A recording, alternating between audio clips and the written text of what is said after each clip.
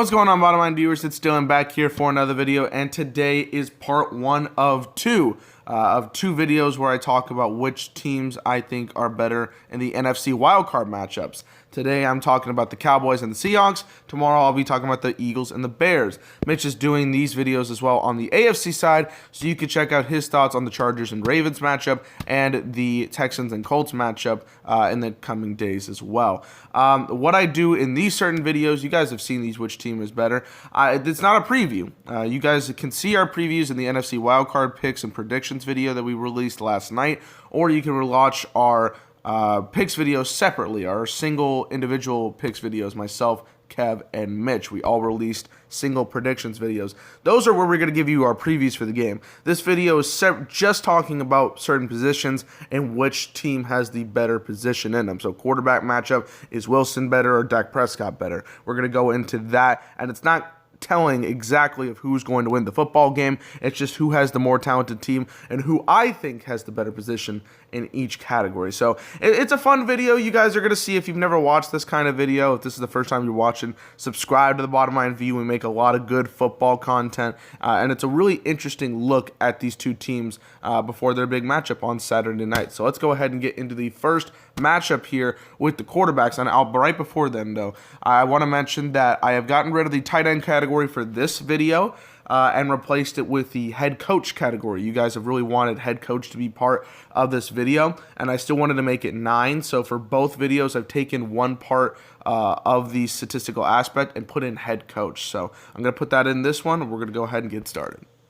All right, our first matchup here is the quarterback matchup. We got Russell Wilson here, 280 completions out of 427 attempts for a 65.6 completion percentage, 3,448 passing yards, 35 touchdowns, 7 picks, 67 rushes, and 376 rushing yards.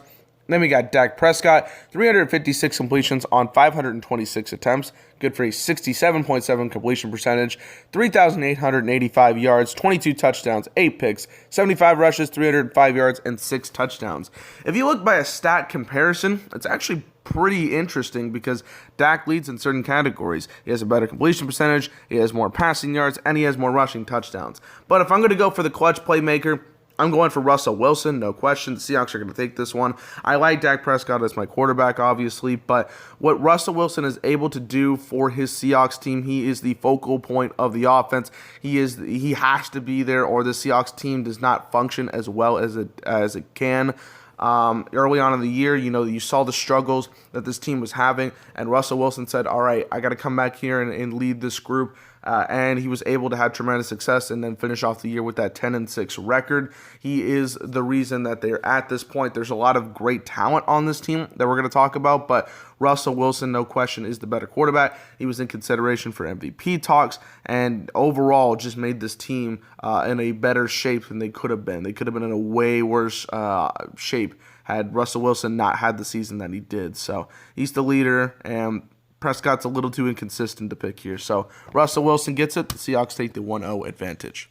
All right, so next up here, we have the running back comparison. The Seattle Seahawks have 3 really solid guys, actually. Chris Carson ran for over 1,150 yards. He had 9 touchdowns as well. Mike Davis had a productive season, over 500 yards rushing, 5 total touchdowns. And Rashad Penny, their number 1 draft pick this year, was actually pretty decent as well. But Zeke Elliott on the other side, the rushing champion with 1,434 rushing yards. He didn't even play the last game, and 9 total touchdowns. I'm going to go with Zeke Elliott here, and I know people are going to be like, well, the Seahawks used 3 different guys, and they use them very, very well. They were one of the best, if not the best, rushing team in the game, so why are the Cowboys being picked here? The thing is that the Cowboys need Zeke Elliott. Zeke Elliott is their MVP on the offensive side of the ball because it would not click if Zeke wasn't on that team.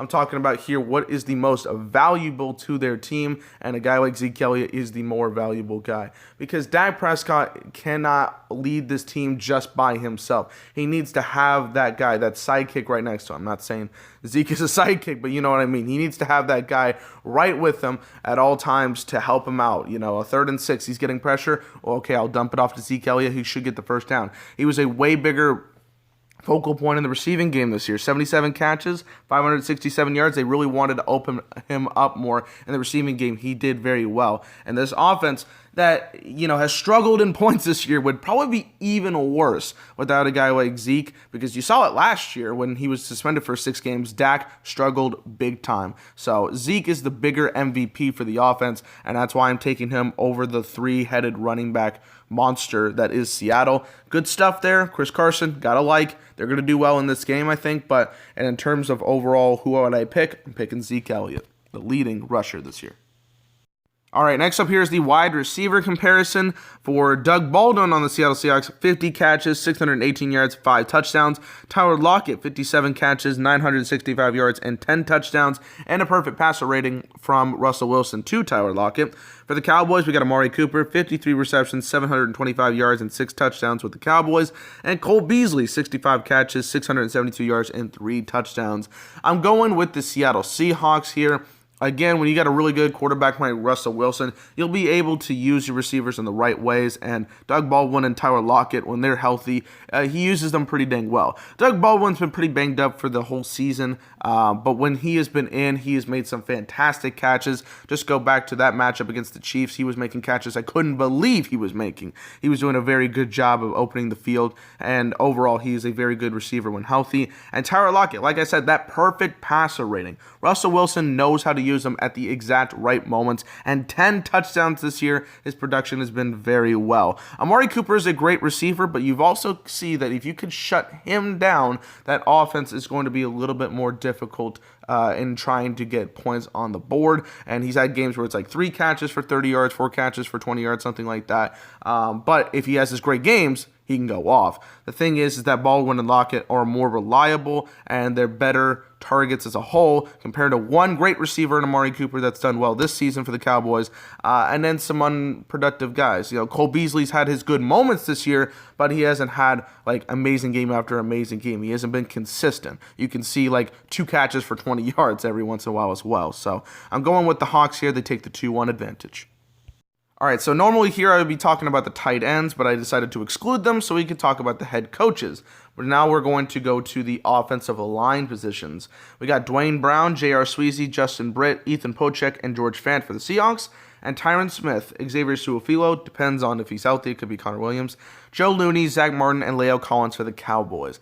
Got to go with the Cowboys offensive line here. They've been consistent for a good amount of time here, a good couple of years. And I know Travis Frederick hasn't played all year, but Joe Looney has actually been pretty decent, all things considered. And you got 2 Pro Bowl linemen and Tyron Smith and Zach Martin, absolute beast on the offensive line. They've been doing it for years, and when they're healthy, it has been a question. Zach Martin has missed a game or 2 here for the first time in his career this year, and Tyron Smith has always been kind of this injury bug guy. But when they're healthy, they are contributing to one of the better lines in football. And the Seattle Seahawks line, much improved from 2017 when they absolutely just let Russell Wilson get sacked every 5 seconds, but still not enough to beat the Cowboys line here, taking the Cowboys. All right, now let's look at the defensive side of the ball. We're going to go with the D-line first. For the Seattle Seahawks, the most used players are Quentin Jefferson, Jerron Reed, Stephon Shemore, and Frank Clark. For the Cowboys, they use a lot of people on defensive line. You got DeMarcus Lawrence pictured there. Tyrone Crawford, he's probably going to be playing. David Irving might not be playing, but he is on their defensive line. Antoine Woods, Randy Gregory, and Malik Collins. I'm going to go with the Cowboys defensive line here. This has been a really solid defensive line group from the start. D-Law has had a really solid year. Not as great as 2017, but he deserves a lot of praise for what he's been able to do on that defensive line. Tyrone Crawford is having a really good year. His best year of his career, should be talked about a little bit more. Randy Gregory has had a pretty dang good year, all things considered. A lot of questions still surround him and whether or not he can stay on this team, but 2018 has shown that he can be a really good player in this league if he stays in his mental state. There's some really good players on the Seahawks D-line, including Frank Clark, who I really, really like, and Quentin Jefferson. But overall, this Cowboys D-line is able to move around its pieces and make sure that they're going to get pressure on whatever offensive line that they can get. And I think they're just a more stronger and complete team. And it's which one I think is better overall. I got to go with the Cowboys here. Much credit to the Seahawks D-line, but got to go with the Cowboys D-line for putting that pressure on even the best of quarterbacks. All right, next up here, we have the linebacker crews for both teams. For the Seahawks, we have Bobby Wagner, KJ Wright, and Barkevious Mingo. And then for the Cowboys, we have Leighton Vander Esch, Jalen Smith, Damian Wilson throws his name into the mix. And then you can also throw Sean Lee in there, even though he doesn't really play anymore. He's always, kind of injured. Or if LVE and Jalen Smith are doing really well, he doesn't really need to play. Kev brought up the fact that you could make an argument that the Cowboys linebackers are better than the Seahawks linebackers, even though Bobby Wagner's the best linebacker in the game overall. And I'm going to agree with them. I think the Cowboys have a better group. That is the thing. When it's not like a quarterback scenario or a tight end scenario or a kicker scenario where there's only one person, and it's really which one is better, it kind of comes down to where the group lies in this thing here. And the linebackers for the Cowboys have been really, really good together as a whole. Leighton Vander Esch should get consideration for Defensive Rookie of the Year. He was absolutely fantastic this year. He made a much bigger impact than I think people realized he was going to make, and he did a very good job at leading that defense. And Jalen Smith, after all the questions of whether or not he was going to be this big playmaker, had a great 2018. You saw the speed out of this guy. You saw the hustle. You saw both of these guys coming out here and making great plays. And there was questions because, Sean Lee has been so good, and he got benched for both of them. So it really shows the strength of both Vander Esch and Jalen Smith. And while Bobby Wagner's the best in the game, he doesn't have that second guy, that sidekick to really push him and the Seahawks linebacker crew over the edge. So I got to go to the Cowboys. I'm okay if you pick Bobby Wagner, but I just think the two-headed monster of Vander Esch and Jalen Smith are a little bit stronger here. All right, we got three more categories to talk about here. Let's go to the secondary for both teams. For the Seahawks, we have Shaquille Griffin, Brad McDougald, Trey Flowers, and Tedrick Thompson. And then we got for the Cowboys, Byron Jones, Chidobe Awuzie, Jeff Heath, and Jordan Lewis. First of all, you know how I feel about Jeff Heath if you watch this channel. I hate him. I'm going to go with the Cowboys secondary, and I know it's like, oh, you picked the Cowboys for all defensive positions, but you got to admit that the Cowboys defense has been really, really good, and I think they're better in every category defensively than the Seahawks.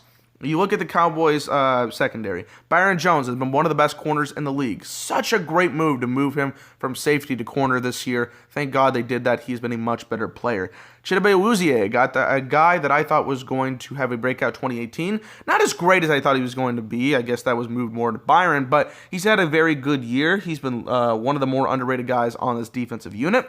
Jeff Heath, not a guy that I like all that much, but can make a play here and there. And Jordan Lewis has had a very underrated season, all things considered. The best player that I've seen out of the secondary for the Seattle Seahawks has been Trey Flowers. He has been a really good addition to this team. I really like what he's been able to prove here, but overall, as a group, as a unit, you see what the secondary can do, and guys like Byron Jones and Chidobe Awuzie just put this secondary over the top, and I don't think the Seahawks have a guy like that right now. So I'm going to go with the Cowboys secondary. I like what they've been doing here over the course of 2018.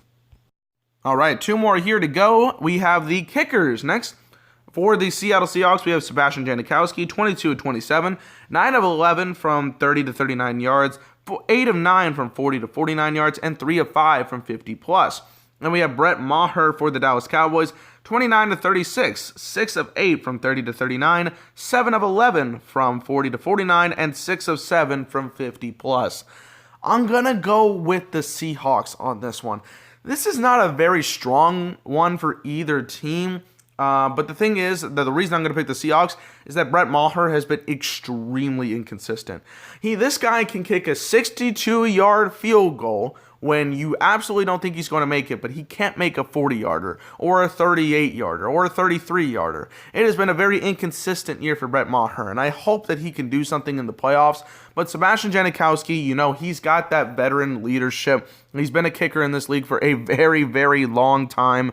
And overall, in the short range, 9 of 11 or 8 of 9, he's just, I guess, a little bit better than 6 of 8 and 7 of 11. So I guess he's had the better, more consistent year. I wouldn't say he's the top of the top when it comes to the kicker department, but Brett Maher has been so inconsistent that I think he loses this category, and the Seahawks get it. I think Janikowski's just been a little bit better this year. So Janikowski wins it, and the Seahawks win this category.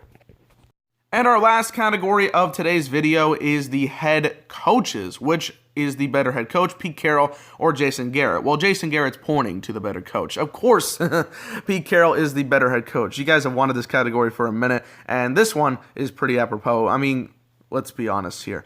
Jason Garrett is still a terrible, terrible head coach. He lets things slide by that he really shouldn't. He claps for things that you really shouldn't clap for. And he makes no real changes, especially on the offensive side of the ball. That's where he really needs to do it. Because a guy like Chris Richard can lead the defense and make sure that things go well. But Jason Garrett doesn't care about what the offense does and just is like, yeah, there you go. I mean, I got talent there. Do what you do. Pete Carroll, he's been there for years. He's won them a Super Bowl. He just got a contract extension. He knew that this team was struggling hard in the beginning of the year, like really, really hard. And it takes a great leader like Pete Carroll to get the troops and say, hey, we are in a bad spot. But we are a good football unit, and we got to go out there and show the world that we are still the Seattle Seahawks. And he got them. He's not solely responsible, but a big part for them being 10-6. You know what Pete Carroll is going to bring to the table? He's been in head coaching for years, and by far the better head coach compared to Jason Garrett. Jason Garrett doesn't even compare. He shouldn't even be in the same sentence as Pete Carroll for what Pete Carroll has done for the Seattle Seahawks group. So, got to go with Pete Carroll in the head coaching department to end the video. So that is the end of the video, the head-to-head matchups here. The Cowboys won in the head-to-head matchups 5-4. The Seattle Seahawks won in the quarterback comparison, the receiver comparison, the kicker comparison, and the head coach comparison. The Cowboys won in the running back department, the line, and all defensive categories. Overall, it's a really even matchup. As we talked about in the previews, it's basically like two teams playing against each other that are the exact same. We're going to see on Saturday which team is really better, but this was more of a head-to-head matchup in terms of talent. So if you guys enjoyed, smash the like button. Comment below, do you agree with me? Is there a position that you thought a different team was better at? Like, do you think the Seahawks should have won the running back category? I know I'll probably get some comments for that. Should the Seahawks should have won a category in defense? Let me know in the comments section below. Subscribe to the Bottom Line View. We are very appreciative of the growth in the last couple of days. It really does help us out. Subscribe to the channel and help us grow even more so we can make even better content for you guys. You're going to see the Eagles-Bears, which is better video tomorrow from me, and we have a Seahawks-Cowboys live stream of the game. We're going to be reacting to that game, myself and Kev Ol. So if you're interested in this game in particular, you do not want to miss that live stream on Saturday night. And I know Mitch has got a lot more content on the way as well from him. He's got the Chargers-Ravens, which is better, the Colts-Texans, which is better. He's going to do an X Factor for each game. He's putting our wildcard predictions into separate videos if you just want to watch those previews, and more to come from him. So stay tuned to the Bottom Line View for more great NFL content. Dylan, peace out.